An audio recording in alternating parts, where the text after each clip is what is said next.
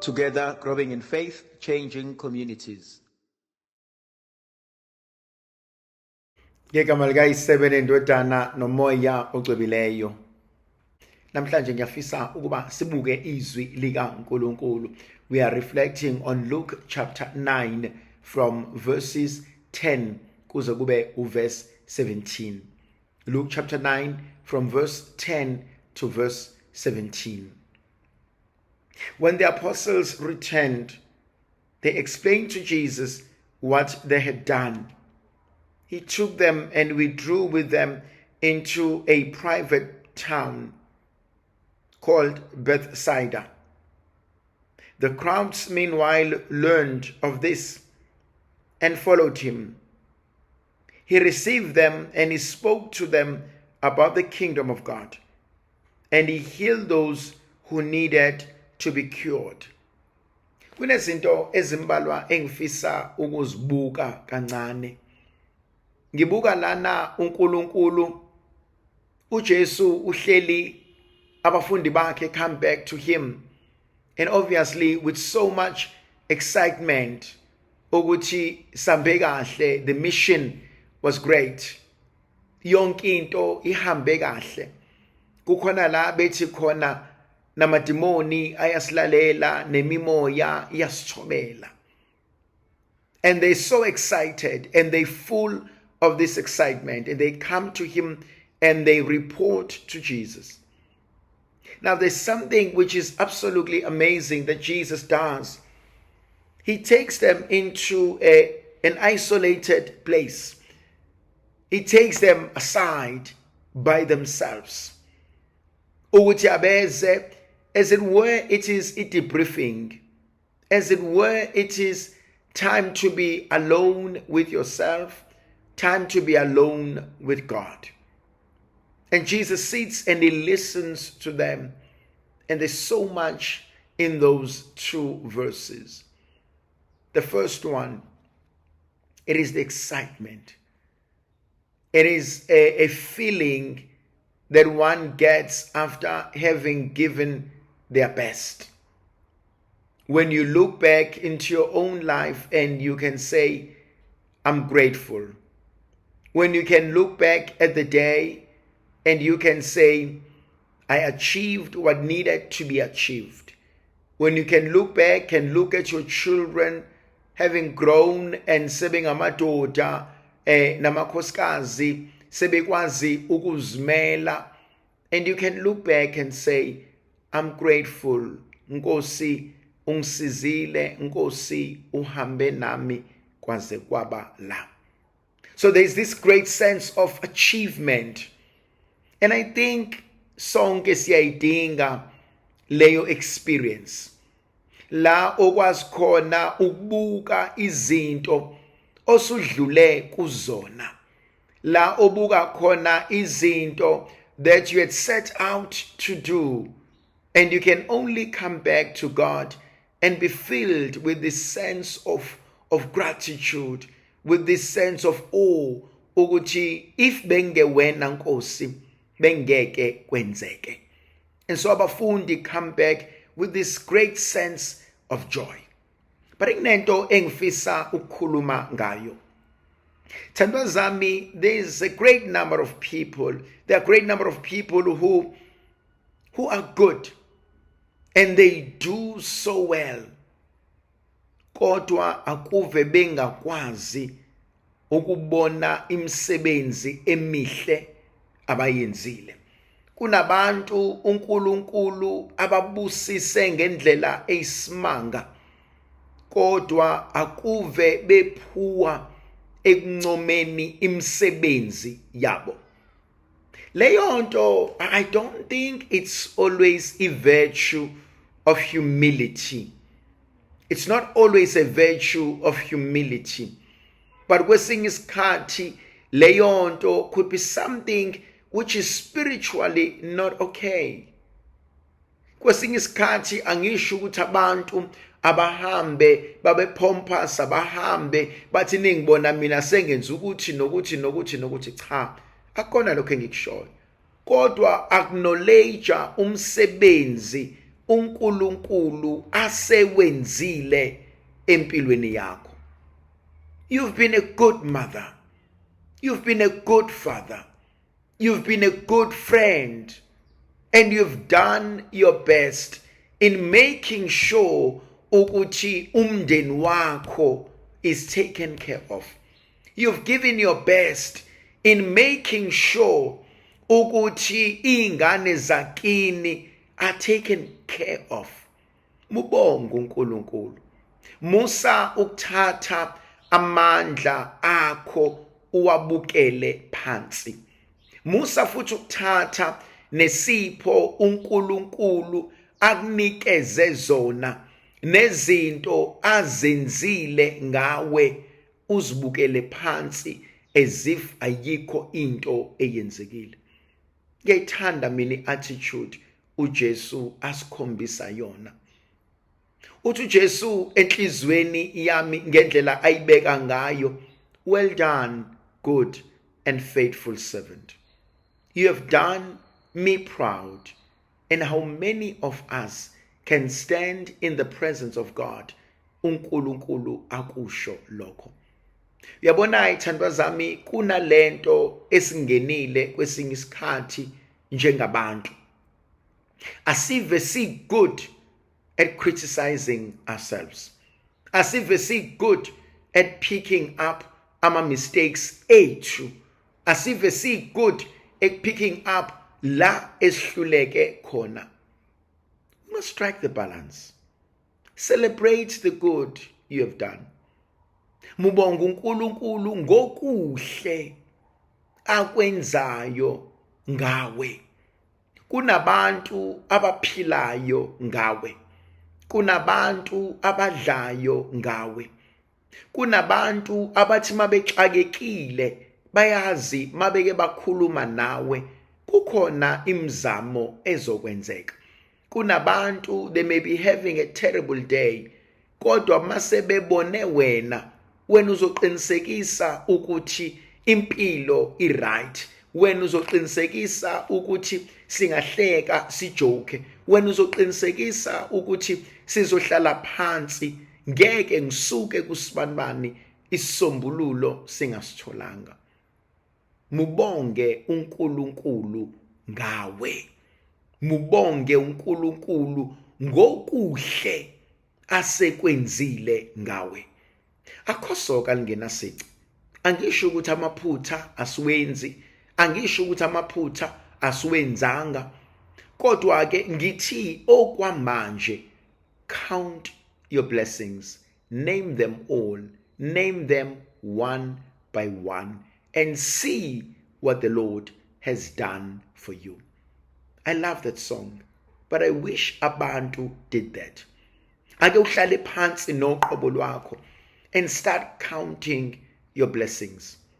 Ake ubuke izinto uNkulunkulu asezenzile ngawe.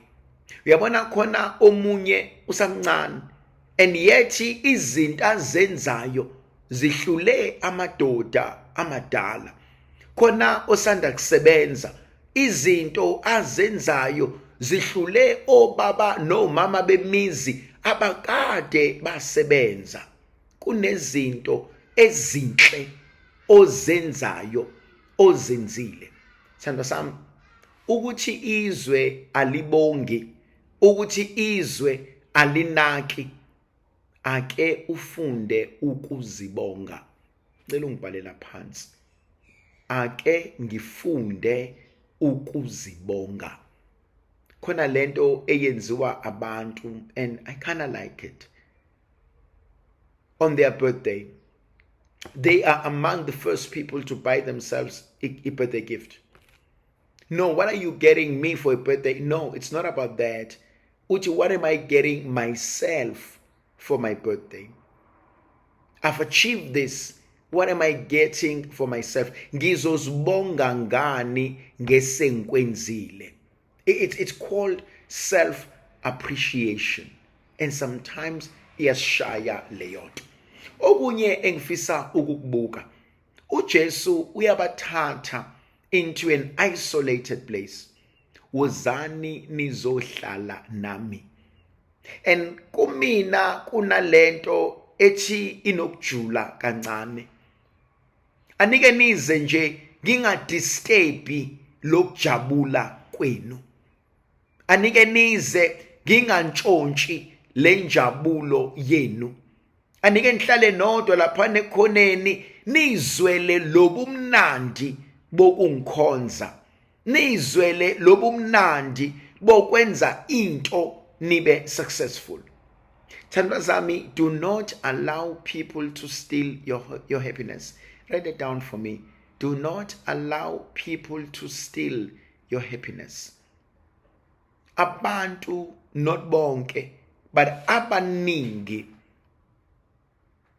banalo ithalente longtshontsha injabulo yomunye umuntu. Yabona kunabantu abazothi kungani wena ube excited? Kungani wena ufune ukujabula? Kungani wena ufune ukuba ngcono kunathi? Do not allow people to steal your happiness. Celebrate your own happiness. Make sure that each and every step you take is accounted for, is celebrated, is valued. Thandwa zami, unless you learn to celebrate yourself, you will forever be miserable when people do not celebrate you. Let me say that again. Unless you learn to celebrate yourself, you will forever be miserable when people do not celebrate you. Funda ukuzijabulisa. Funda ukuzinakekela. Funda ukucelebrate your small achievements. Funda ukwazi ukuthi mina ngizocelebrate esenkwenzile. Be your number one fan. Be the person that sits and that sees and that works hard, but that also celebrate and play hard. Uyabona, if ukwazi ukuyoyikhandla usebenza, ngiyacela, go and celebrate hard. Make it your mission. Manje sengiyojabula. Enye ipoint yesithathu engiyithandayo. uJesu uthi efocasa kubafundi bakhe. The crowds realize and they learn ukuthi ayibo nangu uJesu la ekhona nabafundi asibalandeleni. Ngifuna ukuthi kuwena sithandwa sami, people will always make demands of you. If uwumzali, you know this very well. Ingane zakho will always make demands. Your friends will always make demands. Your boss will always make demands. Your colleagues will always make demands. Your spouse will always make demands. Learn to take care of yourself. Abantu bohlezi belambile. Abantu bohlezi begula. Abantu bohlezi bekhathazekile. Abantu bohlezi bedinga usizo. Abantu bohlezi bexakekile. You've got to learn to have boundaries, but you've got to learn to take time out. Please take time out before you check out. These are two different things. Yabona, when I'm checking out, sengikhathele, sengicikekile, I'm done. I check out. Chances zokuthi ngibuye mancane. Kodwa when you take time out, usayithanda lento oyenzayo, kodwa ucela ukuzinikeza isikhathi saself. Isikhathi sokuba noqobo lwakho. Isikhathi sokuba nezithandwa zakho. Isikhathi sokwenza into ethandwa wena, into esiza nejabulisa umphefumulo wakho. Akuve kubalulekile lokho. Now, uJesu does something very important. What is it that he does? uJesu leaves the disciples, the 12, to bask in their glory, to bask in their excitement. And when the crowds come, he goes out and he meets them. And he sees them, abashumayeze, abagulayo, abaphilise, azenzele yena umsebenzi, azibambele yena umsebenzi. And enhlizweni yami kuthi mina uthi anibayekeni labana basakhathele, anibayekeni labana mina ngizoyilungisa lento, ngicela ukuba ngibanakekele mina. Kunento engifisa ukuyisho. As married couples, please support each other. Please support each other.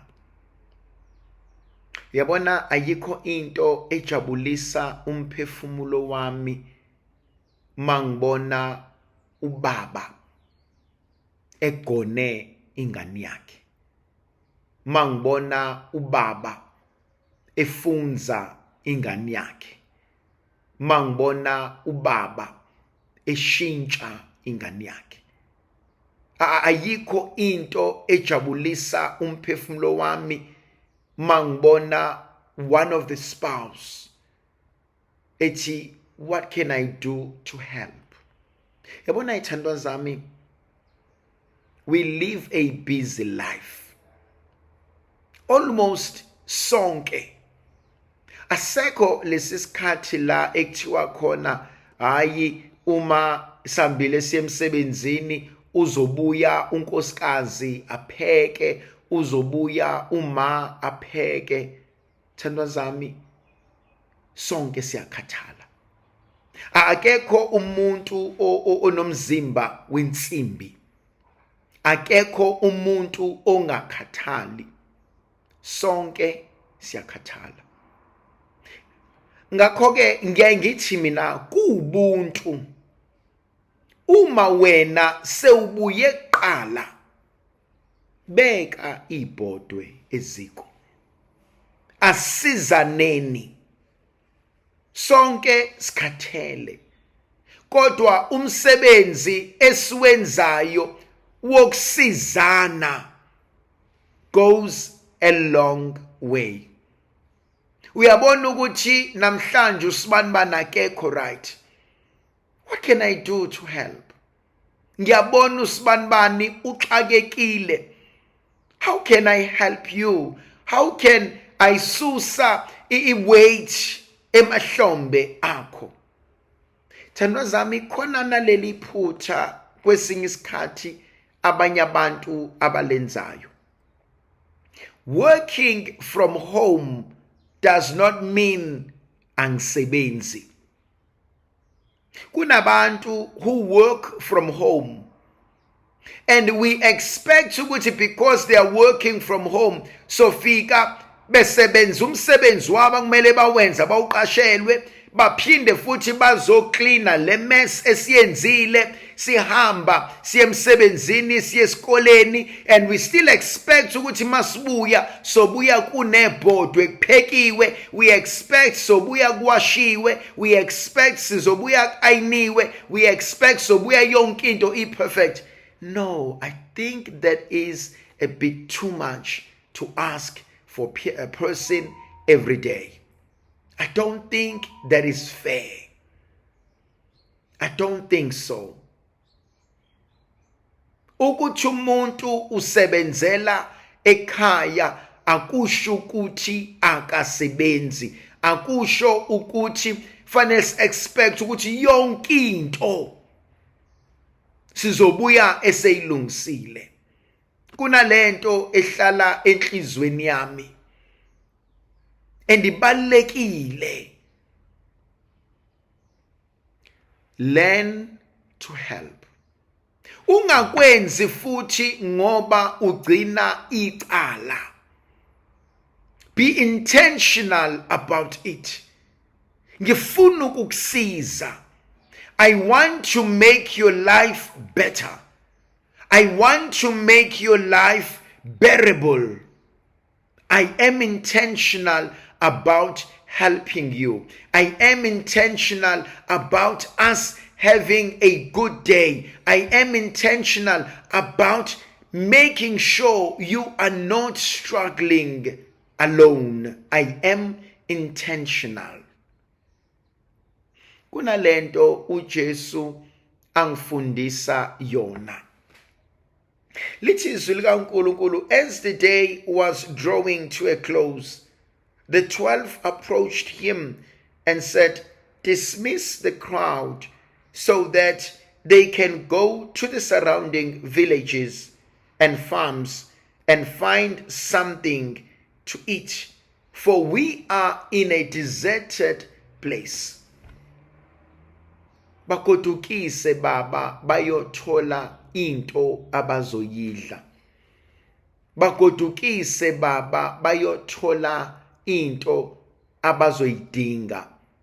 Because thina lana, there's nothing we can give them.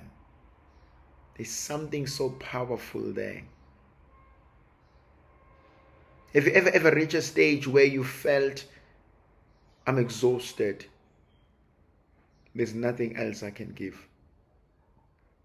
Have you ever reached that stage where life has just become so much to bear and you just want nothing to do with anything or anyone, and you literally are saying, I so wish abantu can leave me alone. I so wish my family can leave me alone.